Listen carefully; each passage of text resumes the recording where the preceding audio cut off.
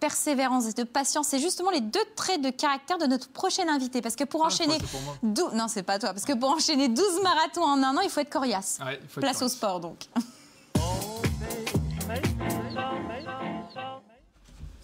Et Arnaud, on accueille donc notre prochain invité, Ouais. Bruno. Bruno Rota qui est avec nous et bonsoir à vous. Comme Bonsoir, tu l'as dit, Valentine, même si je voulais laisser le suspense jusqu'au dernier moment, merci, c'est sympa. Pardon. Il a fait 12 marathons en 2012, ce qui est quand même un exploit. Regardez cette fameuse liste, on va voir résumer tous les marathons que vous avez fait donc, lors de cette année 2012, c'est absolument énorme. Il y en a partout, que ce soit en France, en Allemagne, en Suisse, en Espagne, il faut bien se bronzer un petit peu, aussi aux États-Unis, même si New York a été annulé au dernier moment. Et puis le Beaujolais pour terminer, c'est le meilleur de l'année. Bruno, c'est vrai que c'est quand même un défi incroyable de se dire comme ça, au début d'une année, je vais faire un marathon par mois pendant 1 an. Je veux dire, c'est quasiment du jamais vu. D'où est venue cette idée folle? C'est un défi que j'ai eu fin 2011. J'avais fait mes 3 marathons dans l'année. Et puis en 2012, je ne savais pas trop quoi faire. Donc je vais essayer de faire un marathon par mois pour mon défi personnellement. Fin 2011, je me fais une entorse. Donc début de préparation de marathon. Ça commence mal. Donc j'ai commencé la préparation le 2 janvier 2012 et mon premier marathon était le 14 janvier. Donc j'avais pas beaucoup d'entraînement. Quand on sait ce qu'il faut pour faire un marathon, Non, mais, c'est non, mais hallucinant. Bruno, vous êtes une machine de guerre. On a quelqu'un de inhumain sur ce Il paraît que plateau. son surnom, c'est Nono. Donc voilà, Nono, moi aussi, on est des machines de guerre. C'est comme ça que ça se passe ici. Non, je pense voilà. qu'il n'y a qu'une seule machine de guerre sur ce Ah bon, plateau qui d'accord, s'appelle Nono. C'est lui. Ouais. Non, c'est vous, Bruno. Bruno, vous êtes licencié à Saint-Nicolas-de-Port et Oui. vous avez commencé, on va dire, vous êtes mis vraiment à l'athlétisme, je crois, en 2004. 2004. Vous pouvez nous rappeler un petit peu votre histoire personnelle? C'est vous avez décidé de plaquer la clope en fait. Voilà, gagné. Voilà, j'ai arrêté la clope en 2002. Et bon, bien sûr, j'ai grossi. Donc je me suis mis un petit peu à courir en décembre 2004. Ouais. Et puis j'ai fait ma première compète en juin 2005. C'était un 10 km. Et puis ça m'a plu. Donc j'ai persévéré un petit peu dans la course à pied. Puis je suis monté progressivement Vite, hein. au semi-marathon. Ouais. Et en 2006, je faisais mon premier marathon. Pas très entraîné, donc blessé. C'était à Annecy. Et puis j'ai continué les marathons. Valentine, elle est sur les Mais fesses. non, parce que Bruno, il dit j'ai commencé le marathon, j'étais Ouais. blessé.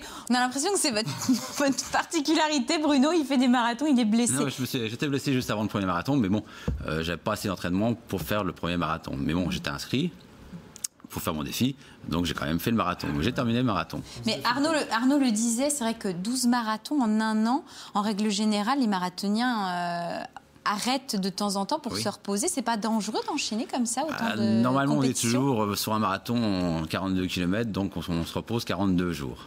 C'est le b.a.-ba du marathonien. Et vous, non, Non, c'est une non. recommandation que vous suivez pas. Non.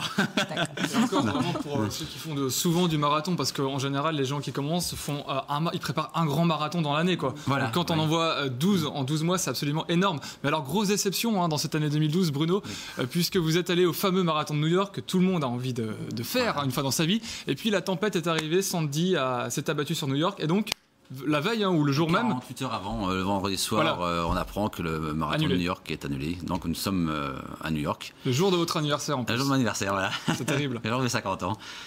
Et bon, on a été courir quand même dans Central Park ce jour-là. Donc on a fait un semi-marathon. Il y avait d'autres qui ont fait un marathon quand même. Mais bon, c'était pas pareil. La fête était gâchée, quoi. Et c'est quoi votre plus grand souvenir? Parce que là, on parle de ce que vous avez, vous Bon aimeriez souvenir oublier. ou mauvais Mais... souvenir. Bah, le plus grand, le plus beau, le plus grand beau, peut-être, ouais, je le sais plus beau, pas. c'était le marathon de la Jungfrau. J'ai fait en Suisse. Ouais. Au mois de septembre, à 2000 mètres d'altitude. Ouais. Mais bon, très, très joli, un paysage magnifique. Bon. Par contre, il est très dur. Et là, on se prépare autrement dans des conditions comme celle-ci. Non. Ah non, vous êtes Non, préparé non, de la même oui, façon. Olive à l'arrache, hein, de toute façon. Non, mais ouais, sur un marathon, on prépare un marathon. Si on fait un marathon par an, on va se préparer juste sur un marathon pour faire un temps. Là, je terminais juste mes marathons. Et quels sont les marathons que vous n'avez pas encore courus et auxquels vous rêvez? Un marathon des sables, il arrive. Ah bah, quelle belle transition. Et toi, ce soir, t'es en grande forme hein, quand Oui, même. Hein. Tu es en train de, bon, tu me bousilles tous mes lancements et toutes mes transitions, mais bon, c'est pas grave. Ouais, donc, comme tu le disais, si justement, quand tu as bien introduit Bruno, Valentine, Bruno va disputer le marathon des sables donc du 5 au 15 avril prochain. C'est votre prochain grand défi. Alors, Ouais, quand on dit marathon des sables, il faut bien expliquer en détail parce que c'est pas un simple marathon dans le sable. Hein. C'est 250 km en 6 étapes à travers le Maroc. Oui. Il fait 50 degrés, c'est la folie. Donc là, c'est encore un défi. C'est différent, c'est différent. Hallucinant, C'est quoi. plus la notion marathon route. C'est plutôt style trail, si vous aimez mieux. On l'a vu, on court sous 50 degrés, en autosuffisance. Donc on a le sac à dos, le sac de couchage. Voilà. Regarde les images, Les images ça va te donner envie. Là. Non mais moi, voilà, je cours sur quelques mètres et je m'arrête. C'est un peu le festival d'Angoulême des marathoniens. Oui, c'est exactement ça. Ça a l'air aussi simple. C'est très dur. Et comment on se prépare, Bruno? Là, par contre, vous êtes préparé, Bruno. Vous allez me répondre oui, parce que sinon, j'ai vraiment peur. Je fais un peu plus de kilomètres, on va dire, par semaine. Oui, mais quand on court dans le sable, c'est différent de courir sur route. Aujourd'hui, j'ai couru dans la neige, donc ça ressemble un petit peu. D'accord. Ouais, Donc, voilà, ça, c'est un entraînement qui est conforme. Mais non, autrement, il faudrait partir là-haut 1 mois ou 2 mois avant pour faire une petite préparation au niveau du marathon du sable, pour savoir comment on court dans le sable.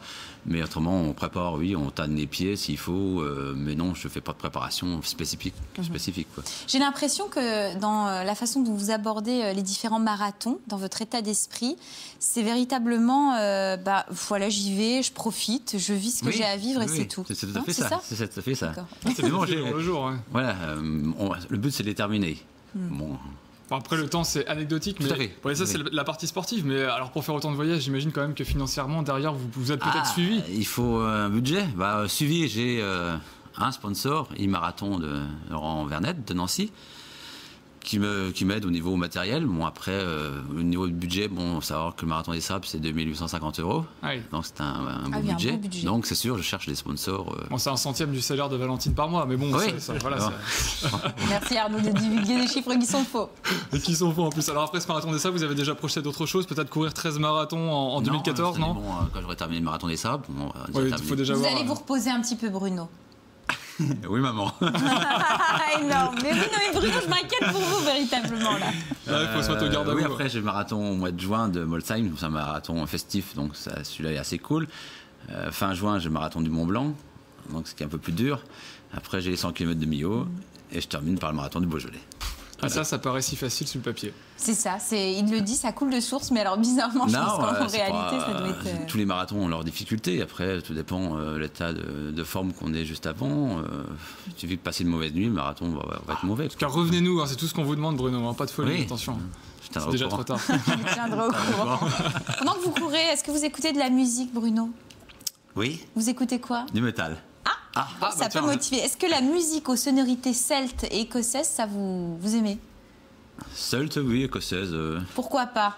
Cornemuse. Et si je vous dis Alan Stivell, vous connaissez? Non. Bon, eh bien, il sera en tout cas... dommage, hein. Oui, mais c'est pas grave. Je vais vous le faire découvrir. Il sera présent à l'espace